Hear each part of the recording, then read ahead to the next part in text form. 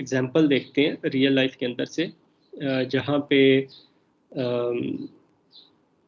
Network resilience को use किया गया to kind of simulate a power grid of a country ना। और उसके अंदर देखा गया कि किस तरह जो है वो हम लोग, जो हमारे पास पावर जनरेशन है, जो इलेक्ट्रिसिटी प्रोड्यूस कर रही है कंट्री, उस प्रोडक्शन को हम लोग इंक्रीज करके कैसे जो है वो हम लोग जो ब्लैकआउट्स हो जाते हैं, पूरे पूरे एरियाज में बिजली चली जाती है, जिस तरह भी पाकिस्तान के अंदर भी पिछले दिनों तरबेला पे काम हो रहा था, तो एक major chunk of country was like out of electricity ना for for for many hours. तो किस तरह इन ब्लैकआउट से जो है वो बचा जा सकता है। और इस कोर्स के बिल्कुल शुरू में हम लोगों ने एक एग्जांपल डिस्कस की थी, जिसके अंदर आपको वो मैंने रात के वक्त की लाइट्स दिखाई थी यूनाइटेड स्टेट्स की, और उसके अंदर मैंने आपको एक पार्ट था जो पूरे का पूरा आपके पास जो है वो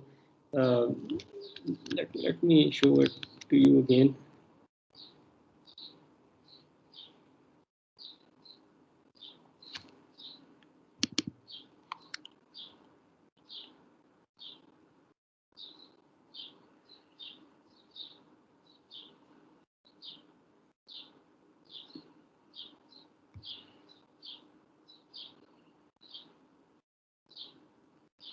ये देखें, ये जो है ना यूनाइटेड स्टेट्स का जो है वो एक एरिया है, और इसके अंदर ना जस्ट एक इस पॉइंट को आप और से देखिएगा।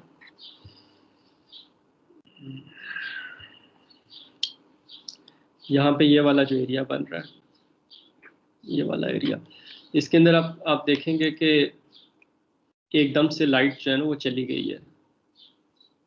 ठीक है, ऑफ कोर्स ये दो डिफरेंट टाइम स्पैन्स के अंदर है, लेकिन इस एरिया में वैसे तो इस जगह पे भी लाइट नहीं है, लेकिन दिस इज बेसिकली वाटर ना, तो यहाँ पे वैसे कोई आबादी नहीं है।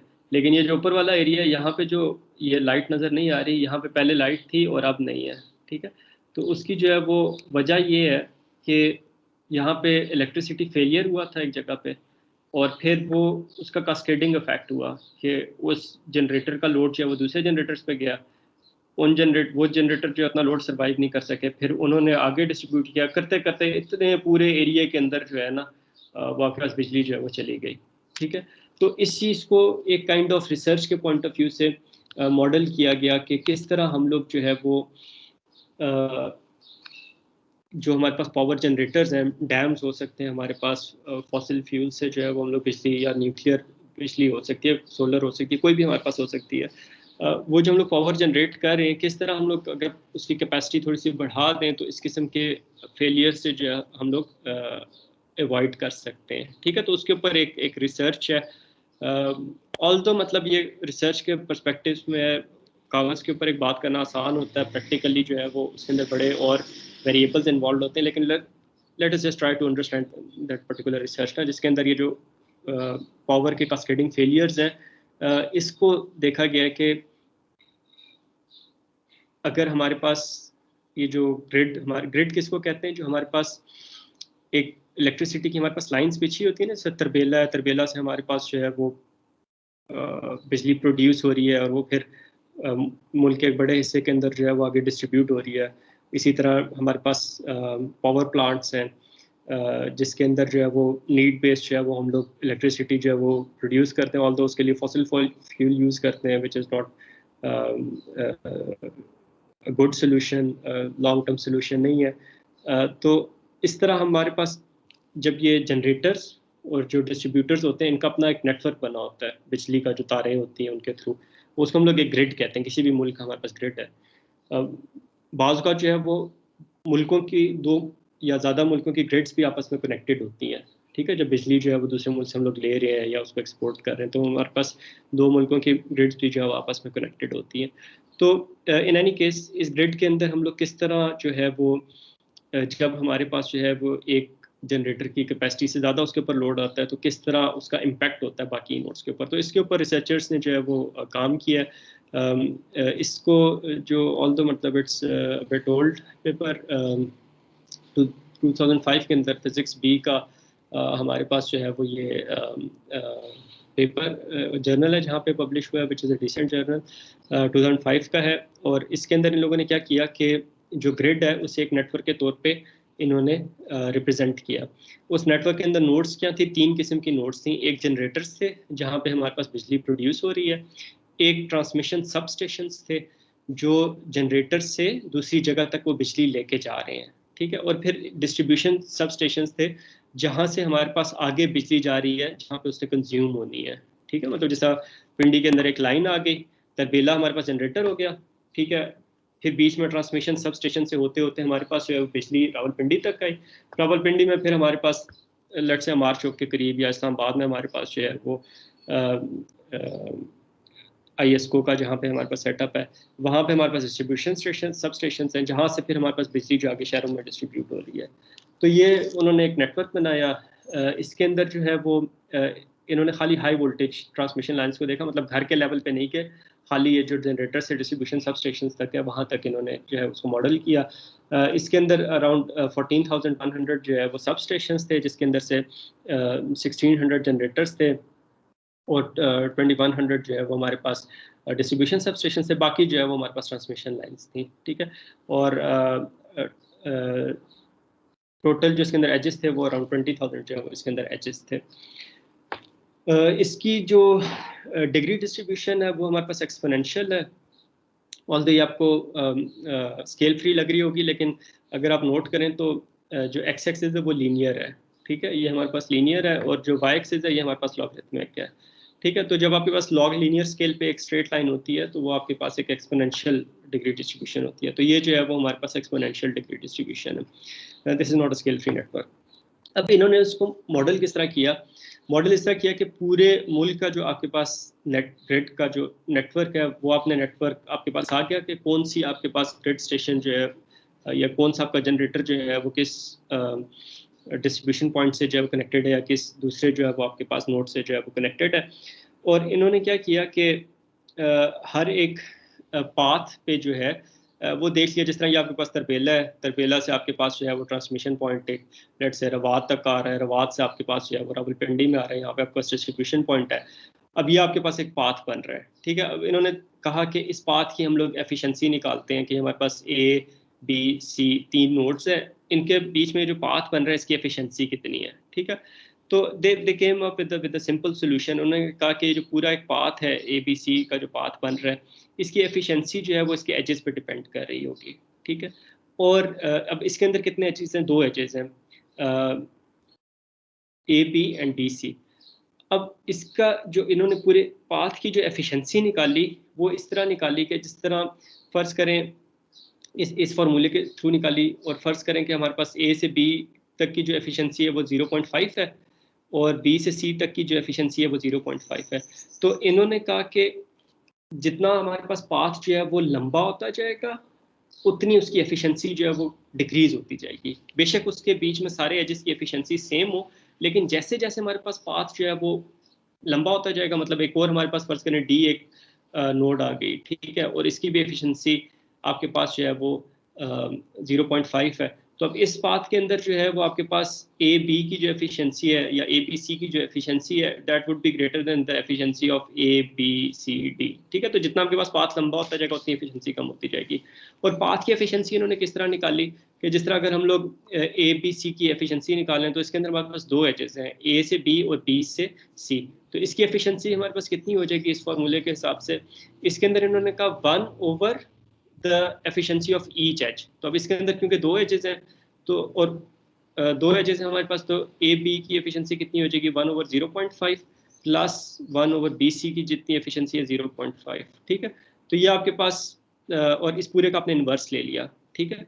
तो 1/0.5 आपके पास 2 बनता है, प्लस 1/0.5 2 बनता है, तो 2 + 2 आपके पास 4, और इसकी टोटल एफिशिएंसी जो है वो 1/4 हो गई, ठीक है। पूरे का आपने इन्वर्स ले लिया। अब अगर आप यही एफिशिएंसी निकालें ABCD की, तो अब इसके अंदर आपके पास 3 एजेस इन्वॉल्व है, सारों की एफिशिएंसी जो है वो आपके पास 0.5 है।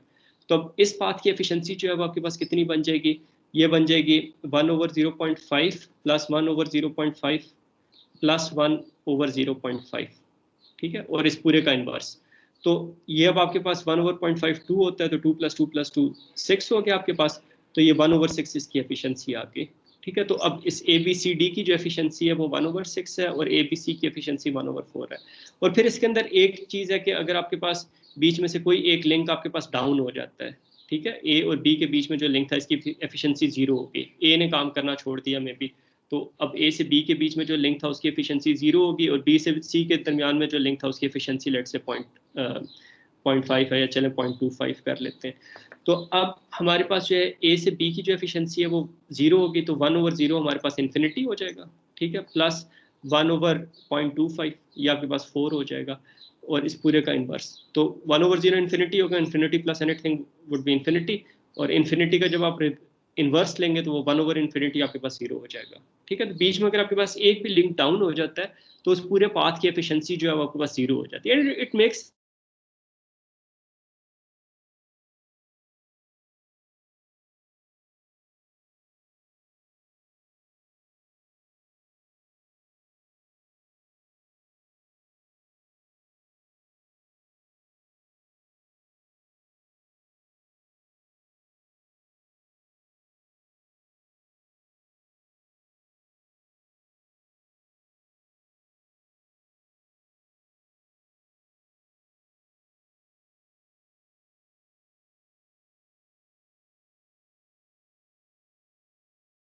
सॉरी जी, आई गॉट डिस्कनेक्टेड।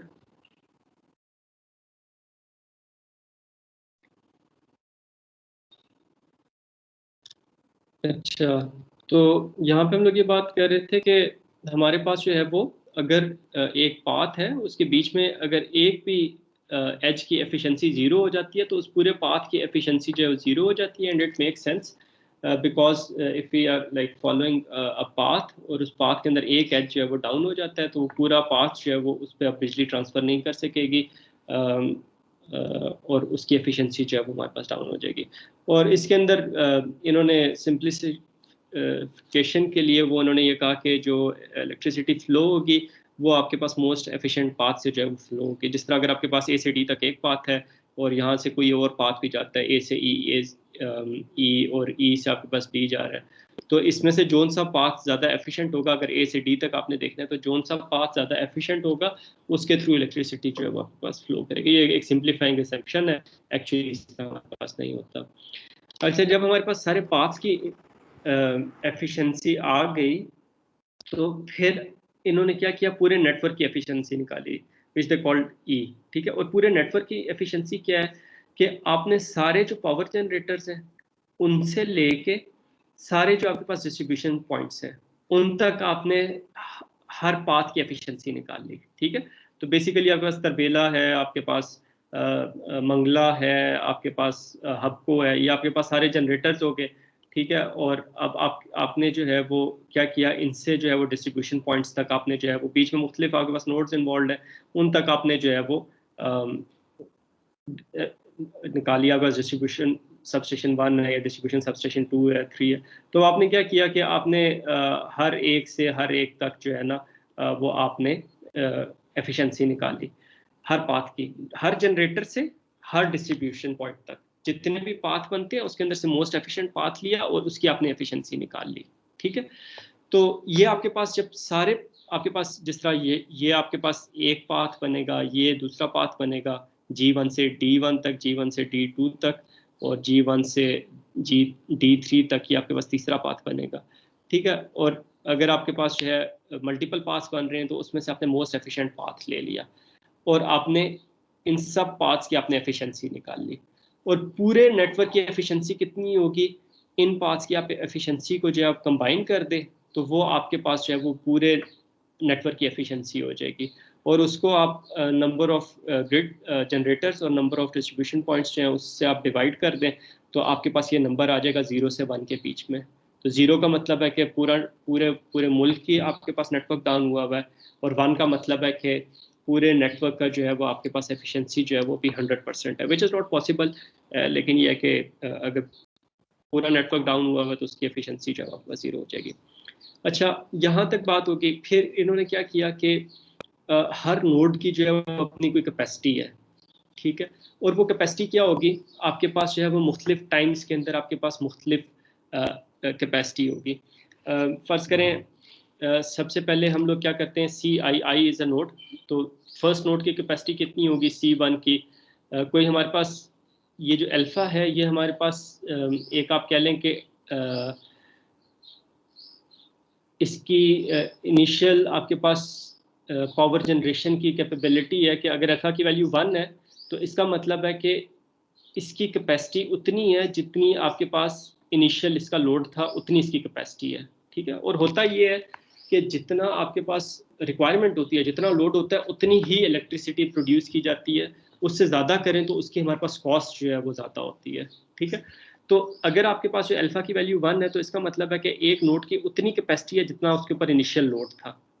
ठीक है, जीरो जो है वो रिप्रेजेंट कर रहा है इनिशियल लोड को टाइम स्टेप जीरो पे।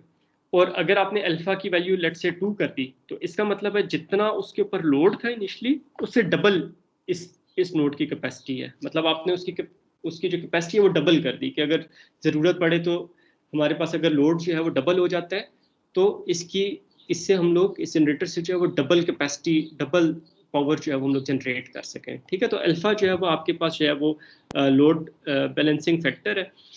अब ये चीज़ हमारे पास होगी, हर नोड की कैपेसिटी होगी बेस्ड ऑन इट्स लोड। और अब हम लोग क्या करते हैं, ओवर टाइम जो है वो हम लोग देखते हैं कि एफिशिएंसी हमारे पास जो है वो कैसे, नेटवर्क की एफिशिएंसी हमारे पास कैसे ओवर टाइम जो है वो चेंज हो रही है या अपडेट हो रही है। तो हम लोग ये कहते हैं कि टाइम t+1 पे, मतलब नेक्स्ट टाइम पे, t0 से हम लोगों ने शुरू किया और अब t1 पे हम लोग क्या करते हैं कि हम लोग ये देखते हैं कि हमारे पास किसी एक एज की, आई से लेके बी जे तक जो हमारे पास एज है उसकी एफिशिएंसी कितनी है। अब वो एफिशिएंसी हमारे पास इतनी होगी जितनी उसकी इनिशियल एफिशिएंसी थी। इनिशियल एफिशिएंसी कितनी किस तरह निकलेगी वो हमारे पास इस फॉर्मूले से निकल आएगी। ठीक है, इनिशियल एफिशिएंसी। अच्छा, उसके अंदर ये देखना है कि हमारे पास उस नोड का जो लोड है वो हमारे पास उसकी कैपेसिटी से कम है या ज़्यादा है। अगर उसका लोड जो है वो हमारे पास उसकी कैपेसिटी के इक्वल है या उससे कम है, ठीक है, तो फिर तो हमारे पास उसका जो नोड है वो अपना लोड जो है वो बाकी अपने नेबर्स पे ट्रांसफर नहीं करेगी। ये जो चीज़ है ये बेसिकली ये बता रही है कि आपके पास नेक्स्ट टाइम के अंदर जो है वो आपके पास एक नोड अपना लोड जो है वो अपने नेबर्स पे कैसे ट्रांसफर करेगी। तो अगर एक नोड की का लोड जो है वो उसकी कैपेसिटी से कम है या उसके बराबर है तो इसका मतलब है कि उससे अपना लोड जो है वो नेबर्स पे डिस्ट्रीब्यूट करने की ज़रूरत ही नहीं है। ठीक है, क्यों नहीं ज़रूरत, क्योंकि वो अपना जितना जितना मतलब उसके ऊपर लोड है उतनी वो पावर जनरेट कर रही है वो नोड, और उसे अपना जो है वो लोड शेयर करने की ज़रूरत ही नहीं है। लेकिन अगर जो है वो उस नोड का जो लोड है वो उसकी कैपेसिटी से एक्सीड कर जाता है तो फिर उसने क्या करना है कि अपने नेबर्स के अंदर जो है वो एज डिस्ट्रीब्यूट, जो लोड है वो डिस्ट्रीब्यूट कर देना है। और वो लोड किस तरह डिस्ट्रीब्यूट होगा कि जितना उसका लोड है, लोड जो है कैपेसिटी से ज़्यादा हो गया तो जितना एडिशनल लोड है वो डिवाइड हो जाएगा उसके नेबर्स के बीच में। ठीक है, तो इस तरह हमारे पास जो है वो एक नोड जब लेट से फेल होती है तो वो अपना लोड जो है वो बाकी नोड्स पे जो है वो डिस्ट्रीब्यूट कर देगी। आइडिया ये है कि डेलिबरेटली हम लोग इसको सिमुलेशन को रन करेंगे, सर्टन नोड्स को हम लोग फेल करेंगे। तो अब एक नोड जब फेल होगी तो उसका जितना भी हमारे पास उसका लोड है वो उसके नेबर्स के अंदर डिस्ट्रीब्यूट हो जाएगा। ठीक है, तो ये इसका जो है वो मेन पर्पस है। अब जब हम लोगों ने ये एक काइंड ऑफ सिमुलेशन बना ली तो फिर हम लोगों ने जो है वो देखा कि हमारे पास लेट्स से अगर जनरेटर्स की बात करें तो हमारे पास जो है वो जनरेटर्स के हिसाब से हमारे पास नेटवर्क की एफिशिएंसी कितनी रहती है। जो वाई एक्सिस है इसके ऊपर नेटवर्क की जो है वो ओवरऑल नेटवर्क की एफिशिएंसी है। अगर हमारे पास जो है वो इसके अंदर जो है वो जो ट्राइंगल्स हैं वो रिप्रेजेंट कर रहे हैं रैंडम फेलियर को। ठीक है, और जो सर्कल्स हैं वो रिप्रेजेंट कर रहे हैं टारगेटेड अटैक को। ठीक है, एक्स एक्सिस रिप्रेजेंट कर रहा है ओवरलोड टॉलरेंस, ये जो अल्फा का फैक्टर था ना कि एडिशनल कैपेसिटी हम लोग हर नोड पे कितनी दे रहे हैं। तो अगर एडिशनल कैपेसिटी नहीं है और हमारे पास रैंडम फेलियर हो जाता है तो हमारे पास जो है वो, और कितनी नोड्स जो मूव कर रहे हैं आप, तकरीबन 10 से 100 तक नोड्स जो है वो रिमूव कर रहे हैं रैंडम में। और टारगेटेड में आप क्या कर रहे हैं कि जो हाईएस्ट डिग्री वाली जो नोड है आप उसको रिमूव कर रहे हैं, ठीक है। तो आपके पास जो है वो जब रैंडम फेलियर है और आप लाइक 10 to 100 नोड्स को रिमूव करते हैं तो नेटवर्क एफिशिएंसी आपकी कितनी होती है? 0.036 ये है आपके पास रैंडम फेलियर के अंदर जो है ये एफिशिएंसी आपकी बनेगी। और अगर आप हाईएस्ट डिग्री जनरेटर को रिमूव कर देते हैं तो नेटवर्क एफिशिएंसी आपके पास जो है 0.036 से रिड्यूस होकर 0.032 पे आ जाती है, ठीक है। मतलब बहुत ज़्यादा फर्क है। अब ये है कि अगर हम लोग जो है वो जो नोड्स हैं उनकी अगर हम लोग कैपेसिटी बढ़ा दें, देखें cascading failure, cascading power failure कब होता है? जब हमारे पास एक जनरेटर है या एक नोड है, उसकी कैपेसिटी से ज़्यादा उसके ऊपर लोड आ गया, वो फेल करेगी, अपना लोड जो है वो डिस्ट्रीब्यूट कर देगी जो साथ वाली नोड्स है, नेबर नोड है उनके ऊपर। अब अगर नेबर नोड्स जो है वो उस लोड को बर्दाश्त कर सकती हैं तो नेटवर्क चल पड़ेगा, सस्टेन कर लेगा, उसकी एफिशिएंसी डाउन नहीं होगी। लेकिन अगर वो भी उस लोड को बर्दाश्त नहीं कर सकती तो वो फिर अपना लोड डिस्ट्रीब्यूट कर देंगी साथ वाली नोड्स पे, और ये कास्केडिंग इफेक्ट होगा, कास्केडिंग फेलियर होगा। तो अब यहाँ पे हम लोग ये देख रहे हैं कि अगर हम लोग नोड्स की कैपेसिटी जो है वो जितनी रिक्वायर्ड है उससे बढ़ा दें, ठीक है, तो फिर हमारे पास जो है वो फेलियर और अटैक का क्या इम्पैक्ट होगा। तो ये एक्स एक्सिस पे जो है वो लोड फैक्टर है। 2 का मतलब ये है कि जितना उसके ऊपर नॉर्मली लोड होता है ना, आपने उससे डबल उसकी कैपेसिटी कर दी। मतलब फर्ज करें 2000 मेगावाट का लोड होता है एक जनरेटर पे, आपने उसकी कैपेसिटी कर दी 4000 मेगावाट्स कि अगर ज़रूरत पड़े तो ये 4000 मेगावाट्स जो है वो प्रोड्यूस कर सके। तो अब फिर आपके पास क्या होगा कि जब आपने कैपेसिटी बहुत ज़्यादा बढ़ा दी तो इट डजेंट मैटर आपके पास फेलियर हो या आपके पास अटैक हो, आपके पास नेटवर्क की एफिशिएंसी जो है वो हाई रहती है, ठीक है। अगर आपके पास रैंडमली नोड्स फेल हो रही हैं, इसका मतलब है कुछ आपके पास लो कैपेसिटी लो इम्पैक्ट नोड्स हैं, लो डिग्री नोड्स हैं, उनके फेल होने से इतना ज़्यादा फर्क नहीं पड़ेगा। और हाई डिग्री जो आपके पास नोड्स हैं उनके आपके पास फेल होने से जो है वो फर्क ज़्यादा पड़ेगा। तो अगर आप जो है वो अराउंड 1.1 से 1.2 के बीच में, 1.1 से 1.2 के बीच में अगर आप जो है वो कर लेते हैं, कैपेसिटी रख लेते हैं, तो रैंडम फेलियर्स का आपकी पावर डिस्ट्रीब्यूशन पे फ़र्क नहीं पड़ेगा, पावर जनरेशन पे फ़र्क नहीं पड़ेगा। मतलब प्रैक्टिकल टर्म्स में इसका क्या मतलब है कि जो भी आपके पास पावर जनरेट कर रहे हैं, जो स्टेशन पावर जनरेट कर रहे हैं, जितना उनके पास ऊपर नॉर्मल लोड होता है उससे आप 20% उनकी कैपेसिटी इंक्रीज करते हैं, 20% उसकी कैपेसिटी इंक्रीज करते हैं, तो आपके पास जो है वो अगर नोड्स फेल हो भी जाती हैं नेटवर्क के अंदर, 10 से लेकर 100 तक आपके पास नोड्स हैं वो फेल हो भी जाती हैं, तब भी आपके पास ओवरऑल नेटवर्क की एफिशिएंसी जो है वो इम्पैक्ट नहीं होगी, वो आपके पास जो है वो हाई रहेगी, ठीक है। इससे ज़्यादा आप जितना मर्जी कैपेसिटी बढ़ा दें, रैंडम फेलियर्स पे कोई फ़र्क नहीं पड़ेगा। तो आप डबल कैपेसिटी 20 टाइम्स कैपेसिटी बढ़ा दें या डबल कैपेसिटी कर दें, आपके पास it would have the same result, ठीक है। तो आपने ये है कि 20% अगर आप कैपेसिटी बढ़ा देते हैं जनरेटर्स की, तो आप रैंडम फेलियर्स को जो है वो हैंडल कर सकते हैं। आपको पता है बहुत छोटे छोटे पावर जनरेटर्स भी होते हैं जो बहुत छोटे एरियाज़ को जो है वो कवर कर रहे होते हैं, तो वो अगर आपके पास फेल हो भी जाते हैं तो दूसरे जो जनरेटर्स हैं वो उसको उनका लोड जो है वो बर्दाश्त कर लेंगे। लेकिन अगर आप बात करें टारगेटेड अटैक्स की, ठीक है, तो उसके अंदर जो है वो जिस तरह अगर हम लोग पाकिस्तान की बात करें तो सबसे बड़ा जो हमारे पास पावर जनरेटर वो तरबेला है। अब तरबेला अगर इम्पैक्ट होता है तो हमारे पास जो है वो मुल्क का एक बड़ा चंक जो है वो हमारे पास जो है वो उसमें बिजली चली जाती है। तो वहाँ पे अगर आप टारगेटेड उनको देखें तो आपके पास जो टॉलरेंस कैपेसिटी है वो आप तकरीबन 1.4 से लेके 1.6 तक आप करेंगे, तो फिर आप जो हाई आपके पास कैपेसिटी पावर जनरेटर्स हैं जिनके ऊपर ज़्यादा जो जिनकी डिग्री ज़्यादा है, जो ज़्यादा कनेक्टेड है, वो भी अगर आपके पास फेल होते हैं तो आपके पास ओवरऑल नेटवर्क की एफिशिएंसी इतनी ज़्यादा डाउन नहीं होगी।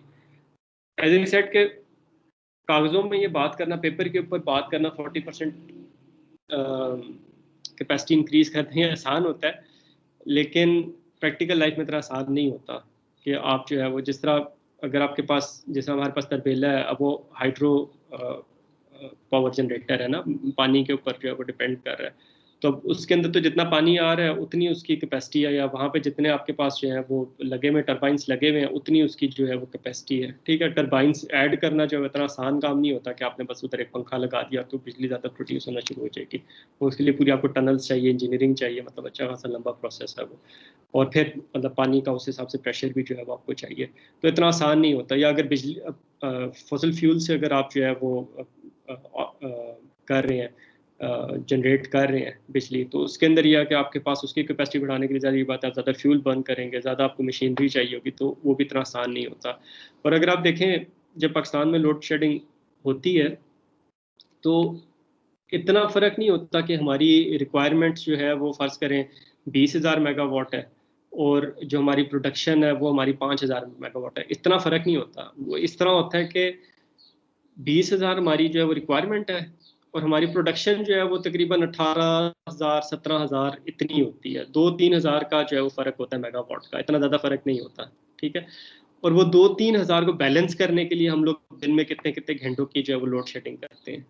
ठीक है, तो वो अगर इतना आसान हो तो हम लोग सिर्फ उसको 2,000 मेगावाट या 4,000 मेगावाट इंक्रीज करके सारी लोड शेडिंग खत्म कर सकते हैं। तो वो एट टाइम्स इतना आसान नहीं होता। तो ये बहरहाल एक अच्छी एक एग्जांपल है कि किस तरह जो है वो पावर ग्रिड को जो है वो रिसर्चर्स ने जो है वो मॉडल किया इन फॉर्म ऑफ नेटवर्क। उसके अंदर देखा नेटवर्क, हमारे पास नेटवर्क की एफिशिएंसी क्या है, नोड्स को जो है वो रिमूव करें, अगर हम लोग रेंडमली रिमूव करें या टारगेटेड अटैक करें तो हमारे पास उसका इम्पैक्ट क्या होगा पावर जनरेशन के ऊपर या नेटवर्क की एफिशिएंसी के ऊपर। तो उसको जो है वो इन लोगों ने स्टडी किया, which is a very good example. जी, यहाँ तक कोई क्वेश्चन आप लोगों का?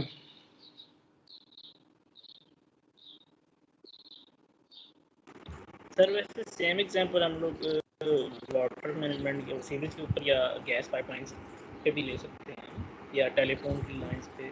गैस पाइपलाइंस के ऊपर या